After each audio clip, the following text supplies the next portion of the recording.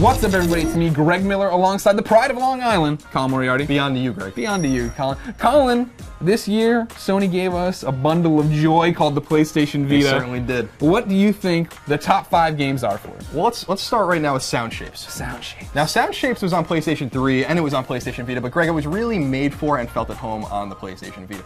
This is a unique game. It's a platformer. It's music-based. The more you find and collect in the stages, the more robust the music becomes. This is a really special game. What I really like the most about it for trophy whores like us is that you only get one trophy for beating the game, a gold trophy. Then everything opens up and you get all these challenges and death mode and putting music together and deconstructing music to get all the trophies.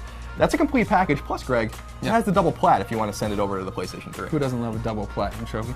Colin, let's talk about a game called Little Big Planet PS Vita. Little Big Planet, of course, made its name on the PlayStation 3. It was perfectly at home there. You never played it and were like, oh man, this sucks. You were like, this is great. But for some reason, playing it on the Vita and what they've done with it, the way the touchscreen works, the way it makes so much sense, the way it's so seamless to create and share, make your own levels on the go, do whatever you want, it is the definitive Little Big Planet and it's in the palm of your hands. Totally crazy. It is crazy because Little Big Planet, of course, comes from Media Molecule, but they had nothing to do with this game. So no. That's a pretty big deal. They looked in once in a while. They did. They checked it out once or twice.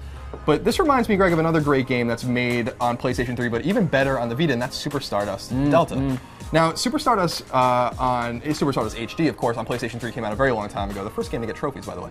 And that's an exceptional game. Yeah. But when it came to the Vita on this small screen, you really realize that this is where it belongs. And Super Stardust Delta is still the highest scoring game on PlayStation Vita that I've ever given. And it's easily one of the best games of the year. You realize that it just belongs on a smaller screen. It's easier, it's tactile on the Vita with those dual analog sticks. It works great. It's an amazing puzzle game. It's also exceptionally cheap and engrossing. It's like crack, Greg.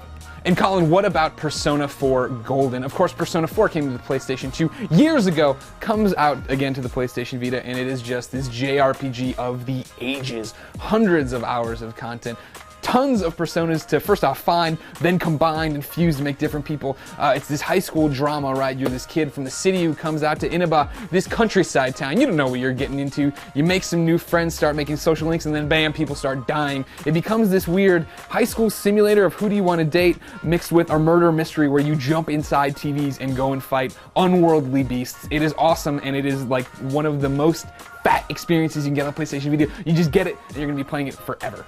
Awesome. And the final game for me, of course, is one of the launch games, Uncharted Golden Abyss. Now, people were concerned about Uncharted Golden Abyss because Naughty Dog had nothing to do with it. Of course, they're busy with The Last of Us and probably busy with another Uncharted game, maybe for PS4. They better be. But Sony Bend took this game over, and of course, Sony Bend is known for Siphon Filter. This is a totally competent, really a good studio, and they made a great Uncharted game on Vita. And something, in fact, like we talked about earlier, that I think Naughty Dog can learn from in some ways, even though it's their series. So Uncharted Golden Abyss, I think, out of all the games we talked about and all the games on Vita so far, is the most console quality experience. And I think that Uncharted Golden Abyss deserves some credit for that. All right. Ladies and gentlemen, what is your PlayStation Vita game of the year? Let us know in the comments below. Then let us know why you love us so much, the IGN PlayStation team. It'll be great. We'll have a good time. And then keep it tuned to IGN.com to figure out what the real game of the year is going to be.